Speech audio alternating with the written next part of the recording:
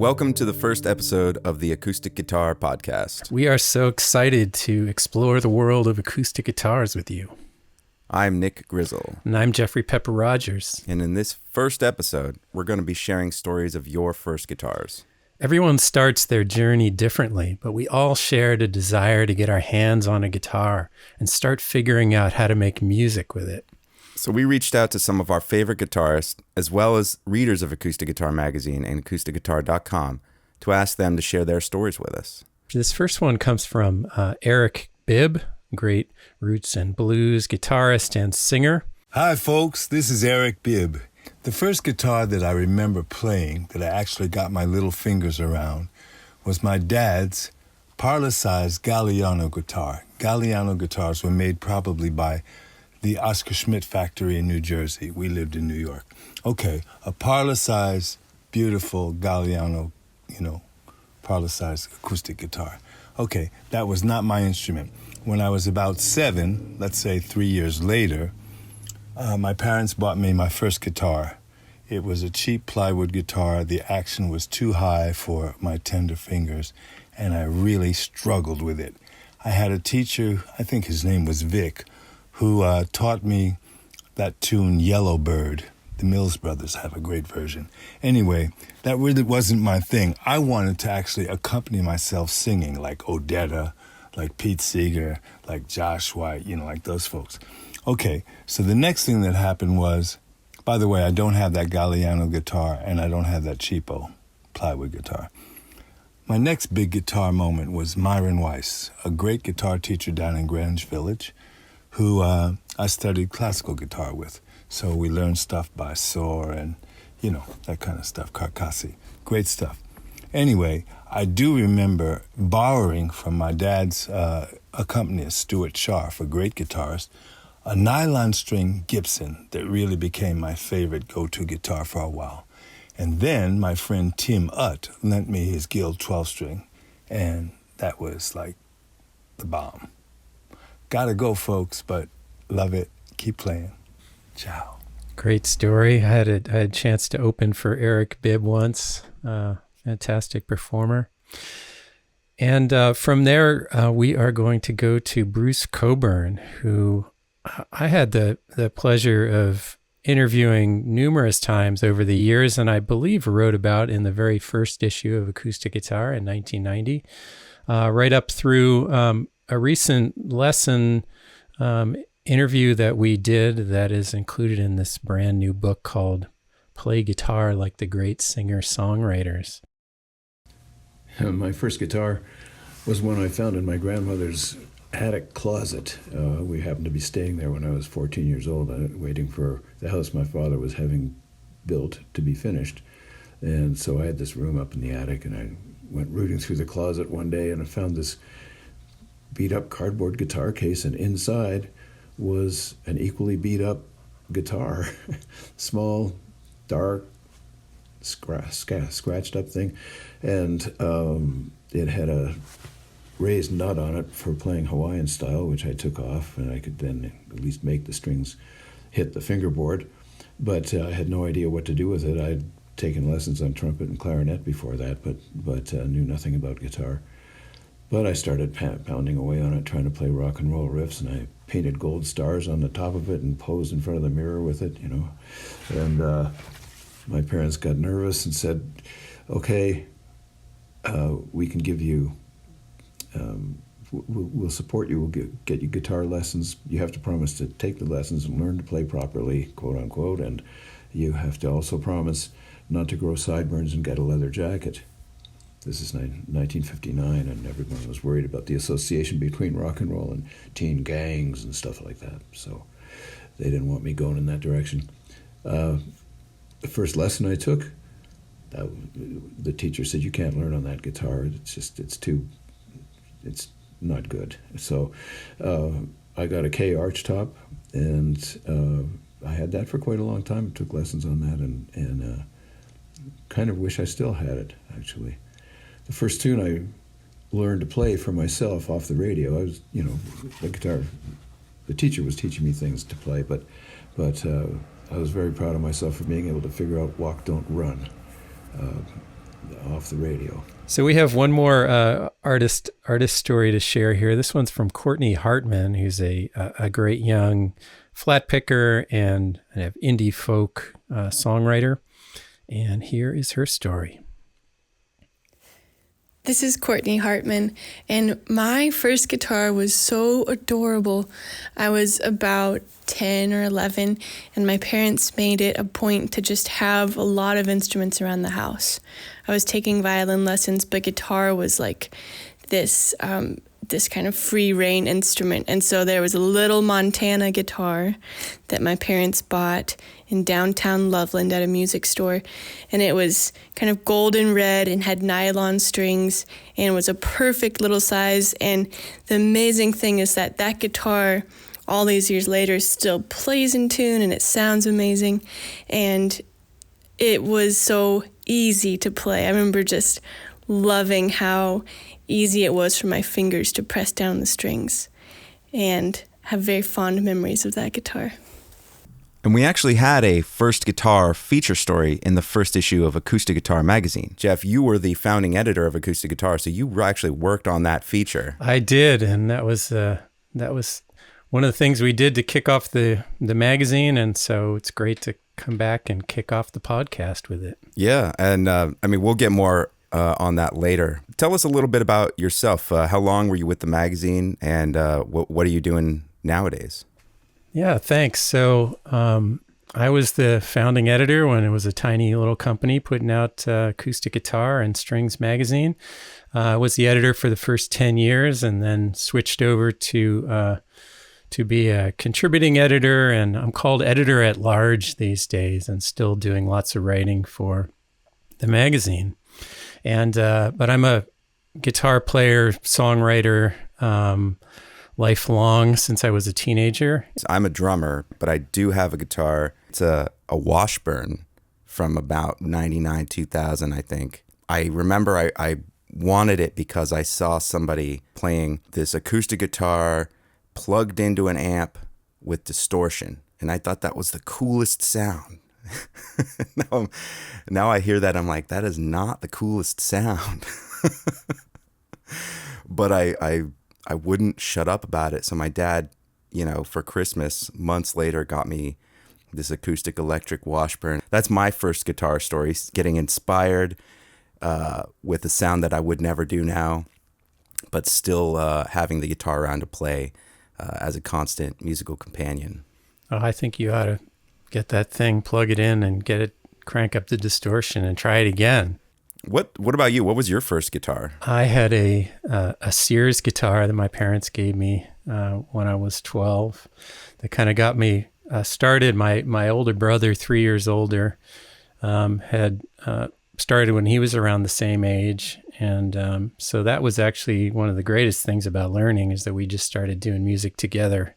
By the time I was 14 or 15, we were performing and everything.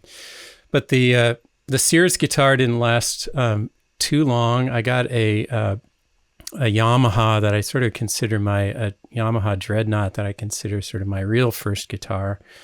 And but I just got to share the sad thing that happened to my very first, the Sears guitar, which is I was in high school and I got this Yamaha, and so I was figured I would just give the Sears guitar to somebody else who would want it. And a friend of mine said, "Oh yeah, I would love to have that. Can I have it?" And so I gave him the guitar, figuring he really wants to learn guitar. I'm doing this nice thing for my friend. And about 10 minutes later, he came back with just the neck of it, and he had just gone and smashed my guitar. No. He was into The Who or something, and maybe he'd just seen Animal House. Yeah, I don't know.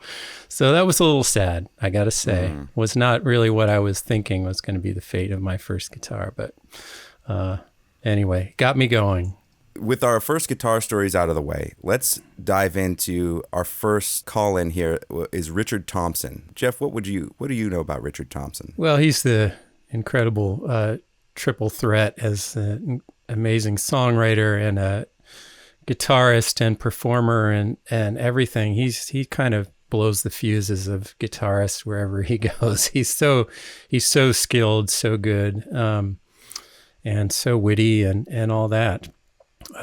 So I've loved interviewing him a couple times over the years, and he's a very thoughtful guy. So I'm excited to hear what he had to say about his first guitar. Well, I'll give you the whole story. So my father was in the police, and he was working in the West End of London, where all the guitar shops were. And one of his old army buddies from World War II ran a guitar shop, and they were throwing out this cheap Spanish guitar because the side had split open. And my father said, well, I trained as a joiner, as a house carpenter. I'll take it and I'll fix it up, because he used to play the guitar before the war, and he was a big Django Reinhardt fan and everything. So he hadn't had a guitar for years. So he brings it home and he glues it up, and by that time I'm a big guitar fan. Everybody in rock and roll was posing, if not playing, a guitar.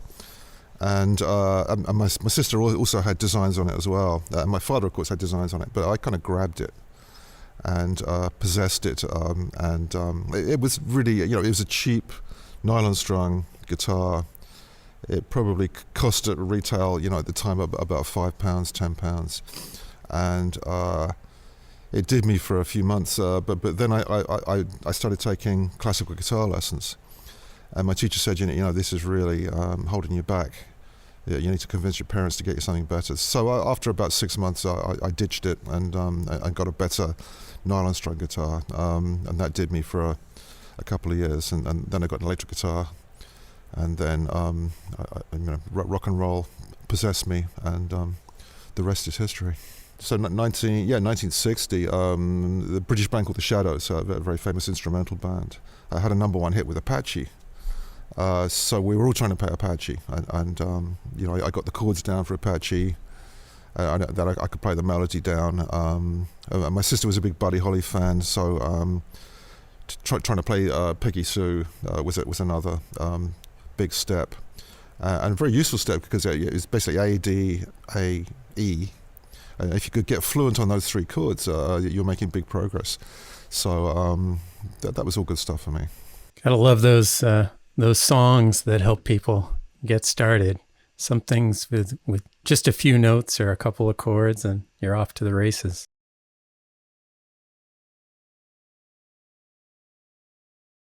Well, we also had some readers write in, not just call in. So we're going to read a few throughout this episode, and apologies if we mispronounce anybody's names. This one is from Lee Spear, who shares her story. And this kind of reminds me of the power of music. She says, my first guitar belonged to one of my older brothers. He had been in a motorcycle accident and wasn't wearing a helmet. Fortunately, no broken bones, but he was pretty beat up during the skid and had almost lost one of his ears. My parents were telling us his fight to keep his ear wasn't going well, and I was just 16 years old at the time. So his guitar was at our house, and I decided I would try to learn to play something to cheer him up, since he couldn't have it in his hospital room. I learned The Sound of Silence from Simon and Garfunkel. I wanted it to sound like their version, so I plucked the strings and didn't strum. He was able to come home a week later, so I played it for him, and he was quiet at the end. Was that okay? I asked. How long have you been playing? He asked. Just this past week. I'm sorry if it wasn't very good. He laughed. It was better than I ever was. You keep the guitar. You can never sell it. Give it back to me if you don't want to play it anymore, okay? That was the beginning of my life with a beautiful companion to manage the ups and downs that we're all dealt. He gave me his G10 Goya, probably made in the 50s. I'm now 63 and I still have the guitar. It has had a little work done on it and I play it fairly often. What a beautiful sound. It always cheers my soul when I play it. Heck, even when I think about it. Ah, what a sweet story. Gosh, how do you not smile after hearing something like that, right? We now have a clip from Badi Assad, great classical guitarist, does so many amazing, innovative things with guitar. I've been fortunate to see her live, and wow, what a fantastic musician. What about my first guitar? So, I am the sister of Sergio and Badi Assad. So when I was born, these two unbelievable musicians were already playing the guitar. So it always had a guitar around the house. But if you asked me as a child, what do you want to be when you grow up? I would always answer, I want to be a dancer. I want to be different. Okay, but when I was 14 years old, my father invited me to play chorinho with him, something that he had done with my brothers many years before. And I said yes, because I had this dream to become closer to Daddy, and it was through music. But I had no guitar, so Odair let me use one of his guitars. It was a Paul Fisher from England that had a beautiful sound, even if back then I didn't know what a beautiful sound would be. But believe it or not, it has been the guitar I recorded all my albums. So this guitar is my lucky one, is still here with me, and I'm telling you, the sound of it is unbelievable and very easy to play. And interesting to know also that my brothers say that since this guitar became mine, the sound has changed. Nowadays it is more feminine. We can only wonder why, but I think it's nature. So this is it, my impressions about my first guitar. Hearing her voice there just brought back a great memory of her coming to the acoustic guitar office around probably mid-90s and playing for us in our conference room and leaving us all completely speechless. Some people got their guitar later in life, but as we all know, you are never too old to start learning guitar, as Bob Berry says in this next clip. Rather than being a little kid, a young kid, I'm a senior. I was 70 years old, over 70, when I first ran across my guitar, and it happened to be my wife's brother who had passed away, and we had everything in storage, and we opened it up one day to go through it, and lo and behold, there was a classical guitar there, and I thought, that's interesting, and I thought, well, I think I'll mess around a little bit, and so I went and I had it restrung, had it taken care of, and I decided I was going to take lessons, and I started taking lessons and got a little better. I'm still not very good, but it was all because of this guitar in storage that was in mint condition. It just hadn't been opened. We hadn't opened the case. It was there, and we didn't even know what was inside, and there it was. So that's my story, and that's how I got started.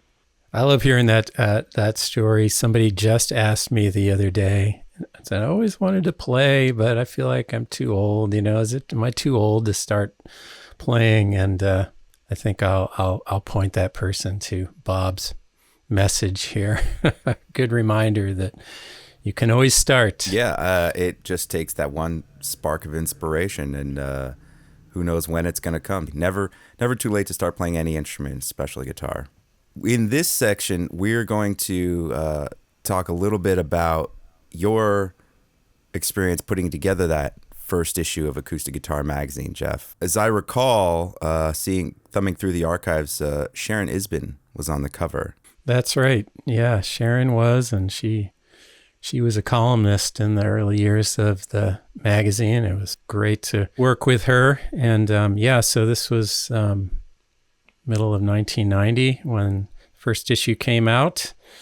And we had a whole bunch of guitarists, an amazing number of guitarists who signed up to get our premiere issue for this magazine we wanted to start. And one of the stories that I put together for that issue was a feature called My First Guitar, where I interviewed a bunch of artists about their stories, like we're doing here. And Sharon shared her story there, but I understand you got a new clip of her talking about her first guitar here, right? We'll go to that next. I'm Sharon Isbin, and this is the story of my first guitar. I was 9 years old when our family moved to Italy for a year. We lived in the town of Varese, which was near Milano. My brother, who was 7 years older than I, told my parents that he wanted guitar lessons. So they researched this, and then they got very excited when they learned that a guitar teacher and performer named Aldo Minella was commuting twice a week from Milano to Varese, and he had studied with Segovia and was concertizing throughout Italy.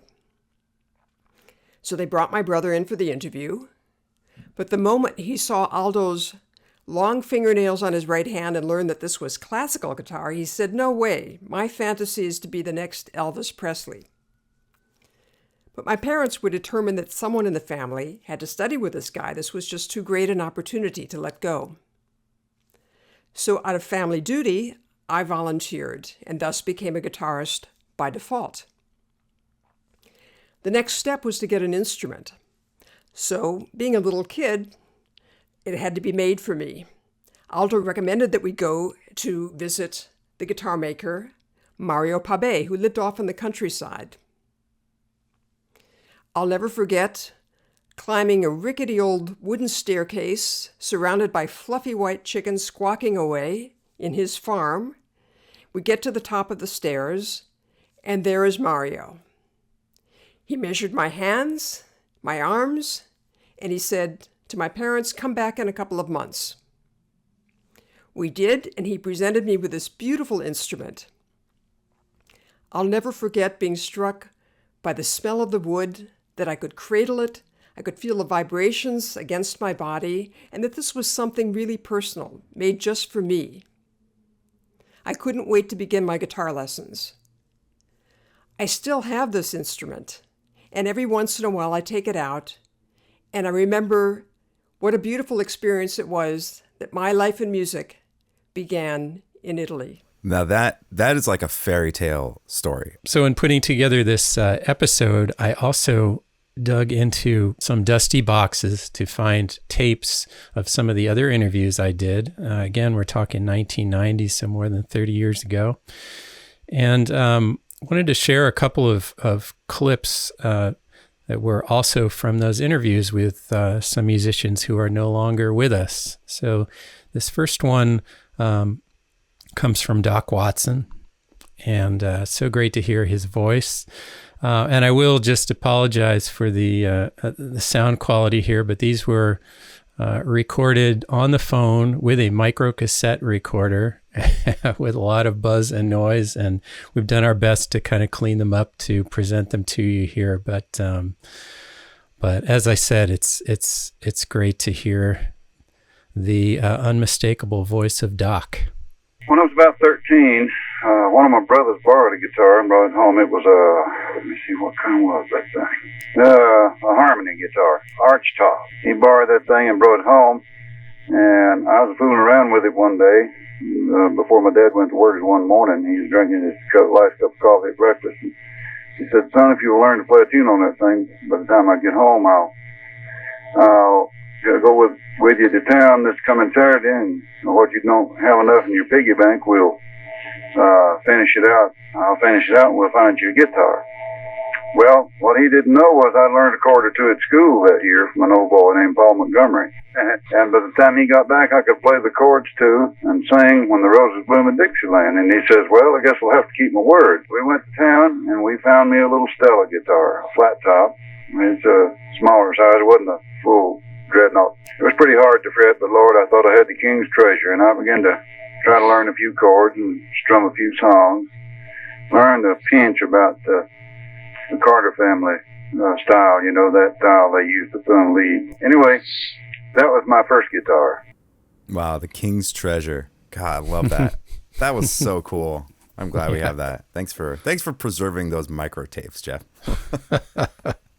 My pack rat instincts come in handy sometimes. But the next clip here comes from Michael Hedges, and I had the privilege of meeting up with him several times and going up to his home studio up in Mendocino, California on the coast. a few years before he passed. It's now, end of this year will be the 25th anniversary of the tragic accident that took Michael Hedges from us. But certainly a guitarist who changed everything for a lot of players out there. So it's great to revisit this story of how he got started.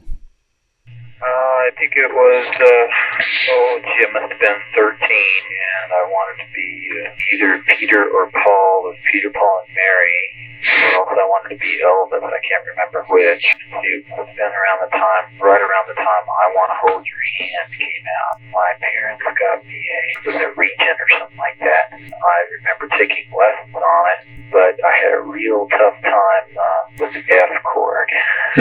Oh, the F chord seems to be the barrier for everybody. But the guitar I really remember as being my first guitar that I played a lot on was a Goya classical guitar, and I learned how to basic finger picking on that, and it was pretty easy to play.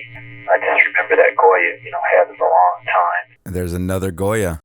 Is it easier to learn on a nylon string than it is on a steel string as your first guitar? I think it's a pretty common belief that it is, mostly because the strings don't dig into your fingers in quite the same way, big ruts. But I don't know in reality, though, because classical guitars can have pretty wide necks and can be harder to play in other ways. So it cuts a lot of different ways. I think, the main thing is whatever instrument really grabs you, speaks to you, makes you want to play it is the one you should be playing.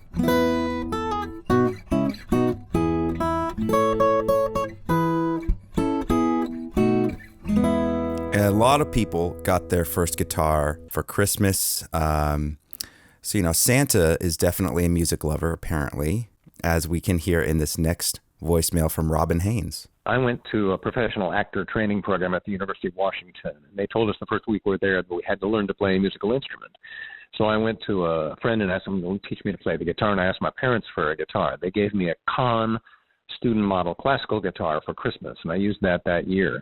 The following summer, I spent $60 on a used Yamaha FG150, my first steel string guitar, which I still have, and I traded the Kahn classical for a banjo, a K resonator banjo. I think that the other guy got the better half of that deal. I sold the banjo when I graduated from college.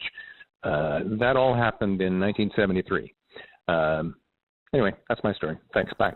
Here's another one from Jim Horton, who writes in, my older sister, in about 1962, received an inexpensive Sears guitar for Christmas.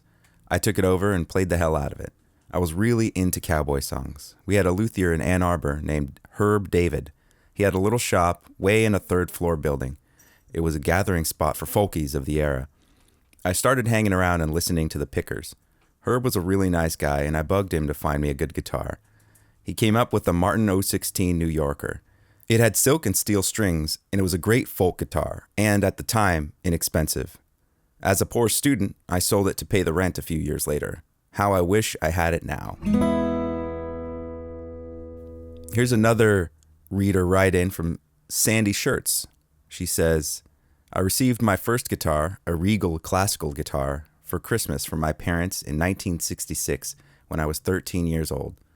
For a year before this, my older sister and I would sit on the back porch, she on her guitar and me on my ukulele, playing folk and campfire songs. I found the transition from ukulele to guitar very easy. I'm now learning jazz chords and still have my prized classical guitar. It has wonderful tone. And here's a story from Walter Shank Jr. My first guitar was a Christmas present at age 12 or 13. It was a $19.95 Sears Silvertone. I think it was made out of some type of compressed wood, maybe even a type of heavy compressed cardboard in places. The sound and playability was poor, but I took lessons for a year and learned how to read notes and play the first 5 books of the Alfred's Basic Guitar Method. I paid for the lessons by helping out at the music store and mowing their lawn areas. Unfortunately, my career choice and subsequent practice demands kept me away from further study until fairly recently. Since retirement, I progressed from where I left off with a few much nicer guitars and enjoy it immensely. My love for guitar started at a very early age, listening to Chet Atkins, and never diminished.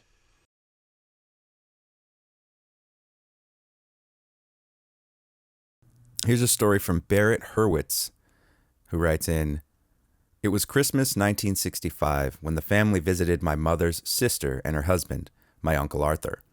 He'd been trying to play guitar for years, wholly unsuccessfully, and he owned a cheap guitar with poor action.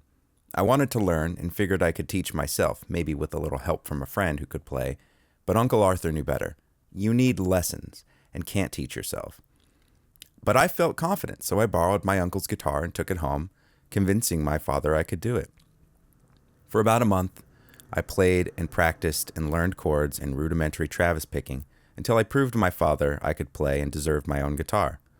My dad was generous and encouraging, so we visited our local Tony Pacheco's guitar studio, where I set my eyes on a beautiful blonde nylon string Espana guitar made in Sweden.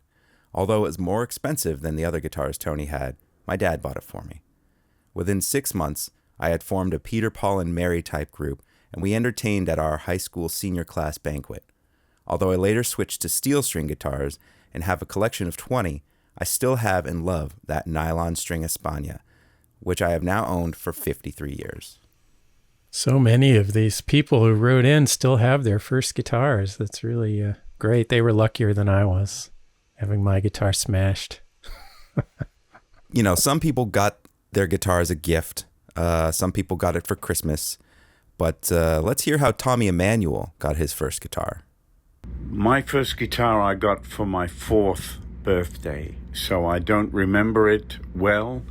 I do know that it was a little 3/4 size guitar, and it had cowboys painted on it.